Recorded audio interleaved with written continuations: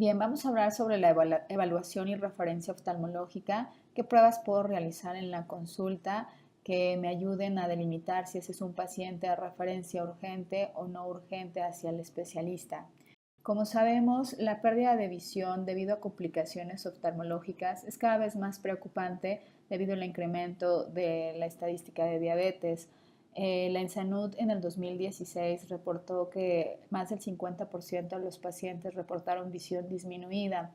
Este valor de visión disminuida es un poquito complejo, sí, porque probablemente esos pacientes que determinaron que tenían visión disminuida probablemente no solamente sea diabetes, probablemente fue por algún error refractivo no corregido o alguna otra alteración no asociada. Sin embargo, el 11.2 reportó daño en retina, que ese sí tiene que ver mucho con diabetes, y el 9.9% desafortunadamente reportó pérdida de la vista, ¿no? Esto nos habla del gran problema que hay, sobre todo, digo, a nivel mundial. Sin embargo, aquí en México, las posibles causas de este incremento en estos porcentajes es la escasa evaluación oftalmológica. El 13% de los pacientes con diabetes solo han tenido una evaluación oftalmológica.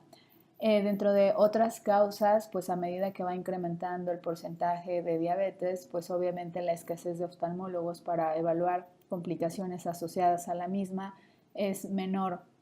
La falta de recursos económicos por parte de los pacientes que probablemente no tienen el recurso para acudir a alguna consulta especializada, y si acuden y necesitan algún tratamiento, pues probablemente también no tienen el recurso para poder tratarlo, ¿no? En algunas ocasiones también la falta de educación y conciencia de los pacientes, que se les indica que realicen el estudio de fondo de ojo y aún así no acuden con el especialista. Y bueno, por último, la saturación de servicios de salud y el acceso limitado. No podemos hacer una referencia oportuna, sin embargo, la saturación de servicios de salud puede estar tan limitada que probablemente hay algunos pacientes que tengan mayor riesgo aún de tener una pérdida visual. Como complicaciones oftalmológicas, entre las principales, de hecho la principal causa de ceguera no reversible asociada a diabetes es la retinopatía diabética y se presenta en adultos mayores, ¿ok? Esta pérdida de visión, recuerden que también es prevenible, sí es la más importante, sin embargo, puede ser totalmente prevenida la pérdida de visión. Asimismo, la va a acompañar el edema macular, que es secundario a una retinopatía diabética. Esta parte es importante porque no puede presentarse edema macular si no hay una retinopatía diabética. Y la catarata, que es otra de las cuestiones que vamos a hablar más adelante, y sobre todo cómo podemos hacer una referencia. Glaucoma neovascular, epiteliopatía, estrabismo, neuropatía óptica y síndrome ocular no son menos importantes, sin embargo el porcentaje es bajo. Sin embargo, sí puede dar una baja de visión. Y lo que va con respecto a miopización por hiperglucemia, esto va a estar asociado a los altos niveles de glucemia, que esa miopización tiene que mejorar en cuanto los niveles de glucosa del paciente se estabilicen. Entonces podemos decir que esa parte sí se puede erradicar siempre y cuando el paciente esté en un buen control metabólico. ¿Qué factores de riesgo tiene un paciente para desarrollar retinopatía? Bueno, necesariamente un paciente debe de estar descontrolado, debe de tener niveles elevados de hiperglucemia, de presión arterial, de triglicéridos y de colesterol. Asimismo, un factor muy importante es el tiempo de diagnóstico que tiene. Entre más tiempo tenga con diagnóstico de diabetes, pues hay una mayor probabilidad de que ese paciente ya haya desarrollado algún grado de retinopatía. Asimismo, también aquí menciona que menor de 10 años, pues podemos esperar que el 25% de aquellos pacientes ya tengan algún grado. A lo mejor no sabemos qué tipo de severidad tiene, sin embargo, ese paciente ya en la consulta es de referencia, ¿no? Y más si no ha recibido una valoración oftalmológica. Vamos a tomarnos un minutito para anatomía ocular. Aquí coloqué dos imágenes. En la parte izquierda hay un corte sagital donde podemos ver ciertas estructuras del globo ocular, entre las que más ahorita nos van a importar es el cristalino, la retina y propiamente, bueno, el nervio óptico y la mácula, ¿no?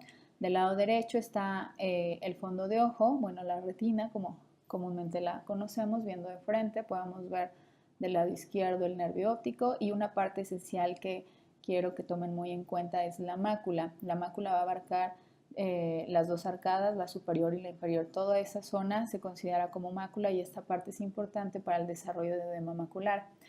Dentro de la mácula se encuentra una parte muy importante que es la fóvea, que es la parte como pigmentada, la parte central, y esa parte es muy importante porque es la zona de mayor visión, es la zona más fina, ¿ok? Entonces, si ese punto se llega a afectar, es cuando tenemos una baja de visión que puede llegar a ser crónica en estos tipos de pacientes. Como hemos mencionado, las principales alteraciones retinianas asociadas a diabetes es la retinopatía diabética y el edema macular. La retinopatía diabética es definida como una enfermedad crónica, progresiva y potencialmente causa ceguera si no es atendida oportunamente. Es una enfermedad de la microvasculatura de la retina y está asociada a los factores que ya mencionamos anteriormente, principalmente por una hiperglicemia prolongada, ¿no? Básicamente, por la hiperglicemia prolongada, esta va a inducir cambios bioquímicos que alteran la pared vascular, que serán responsables de generar una microangiopatía en arteriolas, capilares y venas, y por tanto generando una isquemia que me va a detonar una cascada proangiogénica, esto es, a la proliferación de neovasos, y que se va a conocer como retinopatía diabética proliferativa. Más adelante vamos a explicar cuáles son todas las etapas de la retinopatía, pero una vez que ya llegó a la retinopatía proliferativa es la etapa más avanzada de la retinopatía. Vaya.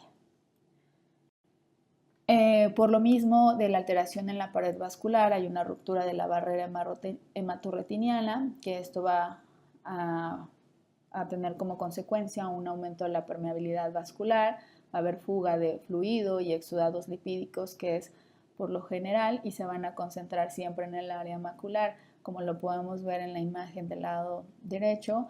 Los exudados lipídicos son esas manchas amarillas que están en toda la zona macular y que probablemente ya hay algunos en la zona foveal, que como lo indiqué, pues si está en la zona foveal, seguramente ese paciente puede tener mayor riesgo de una pérdida visual. La clasificación de la retinopatía, con base a las guías internacionales, la clasifican en no proliferativa y proliferativa.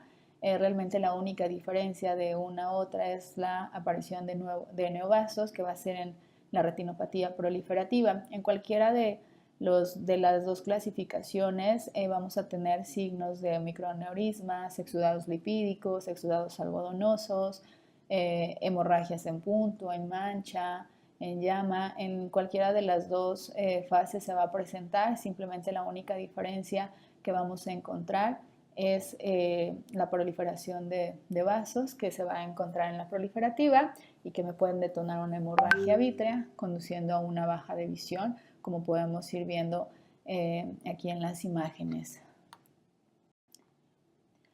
El edema macular va a estar acompañado en cualquiera de las dos clasificaciones, ya sea en retinopatía proliferativa y no proliferativa. Este no es característico de una en otra, se puede presentar en ambas. Incluso en etapas tempranas podemos llegar a presentar edema macular, pero sin embargo va a depender de cada paciente. Y bueno, específicamente el edema macular es la principal causa de disminución visual en pacientes con diabetes, es la principal causa de baja de visión crónica. Cuando se presenta edema macular, la visión se va perdiendo lenta pero progresivamente. Y siempre el paciente lo va a referir como una mancha, sobre todo en la parte central, porque se está afectando en la zona foveal. En el cuadro clínico, ¿qué podemos esperar que nos refiera el paciente? Desafortunadamente, en etapas tempranas no hay ningún tipo de sintomatología. Más del 50% de los pacientes son asintomáticos. Sin embargo, en etapas tardías podemos encontrar reporte de miodesopsias o comúnmente mosquitas volantes, que así lo mencionan los pacientes, y esto pues sugiere que probablemente ya haya una hemorragia vítrea. que sugiere que es una retinopatía mucho más avanzada, ¿no? Ya casi en fase terminal. También una baja de visión aguda, una baja de visión que reporten de hace 2 días o de la noche a la mañana, pues también nos va a poner a pensar que probablemente es una hemorragia vítrea y pues ya con esto podemos pensar en una retinopatía proliferativa. En aquellos pacientes que reporten baja de visión lenta pero progresiva, seguramente vamos a estar hablando de un edema macular. El edema macular no da baja visión aguda, de la noche a la mañana no la va a dar, sino va a ser lenta pero de manera progresiva. Y bueno, ¿cómo lo podemos explorar en la consulta? Bueno, de inicio, la indicación es una revisión anual obligatoria. Así el paciente les diga, hace un año me revisé, la indicación es volver a mandar al paciente con el especialista. Sin embargo, si ese paciente les refiere visión borrosa o miodesopsias, pues el criterio de referencia va a ser urgente.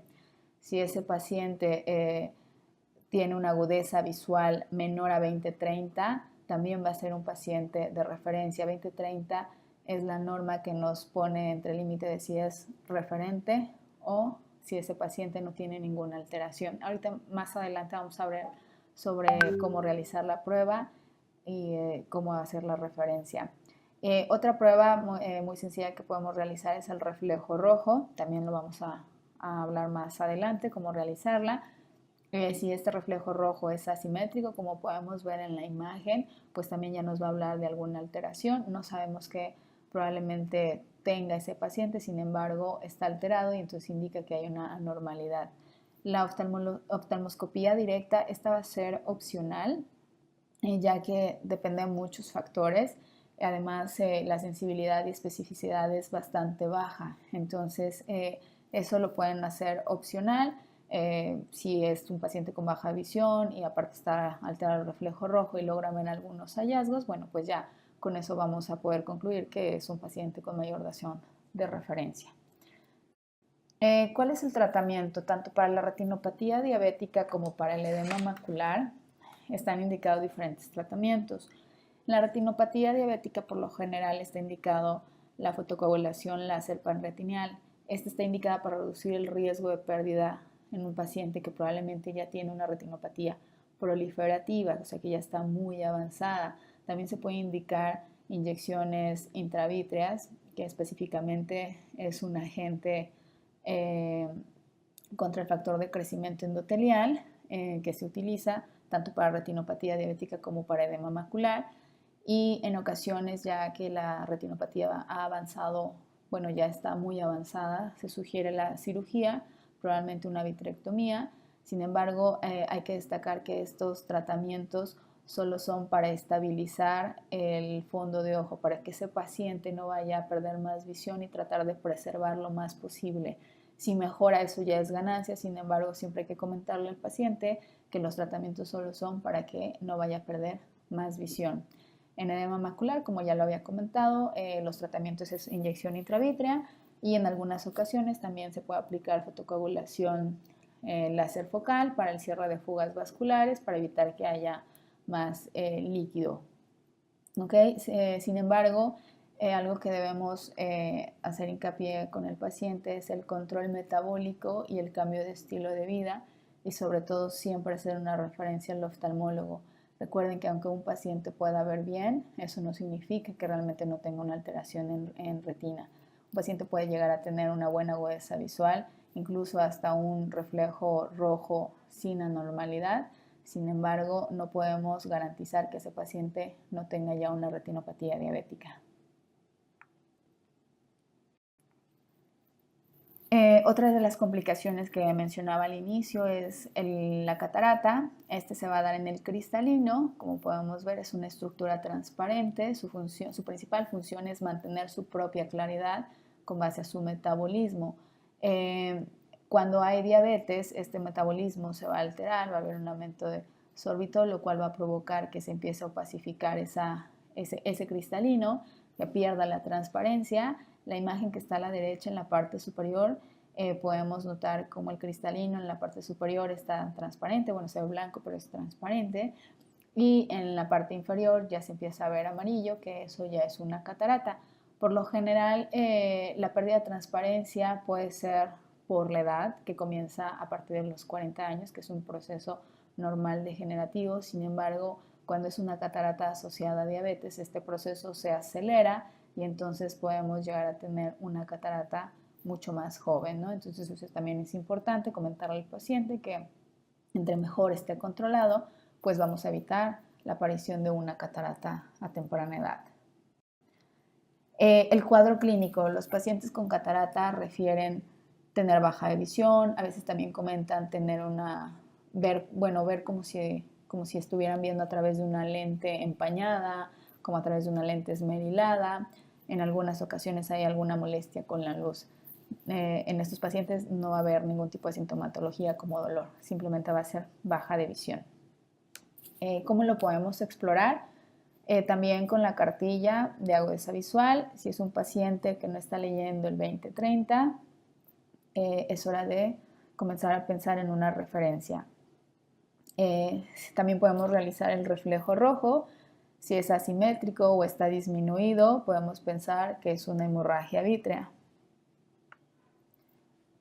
Como podemos ver en las imágenes del lado derecho, el reflejo rojo puede ser similar a una hemorragia vítrea. Sin embargo, lo ideal, el que va a decidir va a ser el oftalmólogo. Por lo general se ven algunas manchas que pueden ser en la parte central o en la parte periférica, o se le conoce como catarata cortical, que lo podemos ver en la primera imagen, unas sombras alrededor al inicio del círculo, que podemos pensar que es una catarata cortical, ¿no? Si nosotros tratamos de realizar una oftalmoscopía, va a ser un poco difícil, ya que si está opacificada el cristalino, pues va a ser un poco difícil para nosotros realizar la prueba, y obviamente hacia el paciente, pues no, también va a haber borroso, ¿no? ¿Qué indicaciones deben de tomar en cuenta? En aquellos pacientes con diagnóstico de diabetes tipo 1, se debe realizar un estudio de fondo de ojo 5 años después del diagnóstico, no al inicio. ¿Ok? En pacientes con diabetes tipo 2, ahí sí el estudio de fondo de ojo debe ser indicado al momento. Esto es importante porque probablemente, o sea, le acaban de diagnosticar diabetes, sin embargo no sabemos con cuánto tiempo ha estado ya con la enfermedad y probablemente ya tenga alguna alteración. Entonces la indicación es mandar de inmediato un estudio de fondo de ojo. El pronóstico de estas complicaciones, esto es diferente en cada paciente, el tratamiento es individualizado y el pronóstico en cuestión a visión también es de manera individualizada, ¿no? En cualquier etapa de la retinopatía se puede hacer algo, eso es importante comentarlo al paciente, no porque esté más avanzada que otro, es indicio de que ya no se puede hacer nada. Y bueno, se ha documentado que con el adecuado manejo, al menos el 2% de los pacientes llegan a una pérdida severa de la visión, ¿no? Entonces, lo ideal es que siempre se mantenga ese porcentaje mientras hagamos más referencias oportunas. Vamos a hablar rápidamente cómo realizar estas pruebas. Realmente son muy sencillas y, como lo comenté al inicio, no deben de tomarnos más de una hora, digo de un minuto. El de la agudeza visual es bastante sencillo. Si no, podemos utilizar la cartilla de Snell o también pueden bajar la cartilla Caipadi. Es realmente sencillo, nada más la imprimen y la pegan a 3 metros, ¿ok? Aquí colocamos al paciente derecho, vamos a colocar el oclusor, vamos a iniciar tapando el ojo izquierdo para evaluar el ojo derecho, ¿ok? Y posteriormente vamos a indicar con el otro ojo. El paciente debe ver al menos la línea que dice 20/30 en ambas cartillas, ahí lo marcamos. Si ese paciente no está viendo más del 20/30, es un paciente que debe ser referido, ¿ok? Si es un paciente que está viendo el 20/20, pues probablemente la valoración oftalmológica no sea urgente. Si es un paciente que ve menos del 20/30, si tienen a la mano el agujero estenopeico, es hora de utilizarlo y volver a realizar la prueba. Lo ideal es que ese paciente mejore. Si ese paciente no mejora ninguna línea, bueno, mayor a 20-30, entonces ese paciente va a ser de urgencia. Cabe mencionar que para realizar esta prueba, si el paciente utiliza anteojos, la prueba debe de ser utilizada con anteojos. Y bueno, se va a repetir lo mismo tanto en el ojo derecho como en el ojo izquierdo. Hay que tener cuidados en la toma de agudeza visual, que el paciente esté derecho, que no esté girada su cabeza, que tenga bien colocado el oclusor y que los dos ojos siempre estén abiertos, ¿ok? Bueno, si tenemos ese tipo de oclusor. Si no tenemos un oclusor, lo podemos hacer con la mano, sin embargo también hay que tener cuidado de que el paciente no esté girando la cabeza, que no esté viendo por los laterales, que sí esté bien ocluido. Para la exploración de reflejo rojo, aquí necesitamos un cuarto semioscuro para que haya una mayor midriasis posible, ¿ok? Vamos a tomar el oftalmoscopio y vamos a tomar el círculo más grande para la exploración. Podemos verlo en la imagen. Entonces vamos a tomar el círculo más grande. La graduación del oftalmoscopio debe estar en ceros. Lo podemos ir cambiando con los círculos laterales, que pueden ser números verdes o números rojos. Los números verdes nos indican lentes positivas y los números rojos nos indican lentes negativas. Lo ideal es que esté en cero y que esté limpio el oftalmoscopio, sobre todo el cristal en la parte anterior, para que sea mejor la calidad, la luz emitida. El médico explorador, el especialista que esté realizando la valoración de reflejo rojo, si utiliza anteojos, debe realizar la prueba con sus anteojos. Y bueno, va a colocar al paciente frente a usted a unos 30 centímetros aproximadamente. Le va a pedir que mantenga la mirada fija y va a empezar a alumbrar primero ojo derecho, posteriormente va a ser con el ojo izquierdo. Y posteriormente nos hacemos todavía un poquito más para atrás para tratar de centrar la luz en la parte central, como lo podemos ver en la imagen.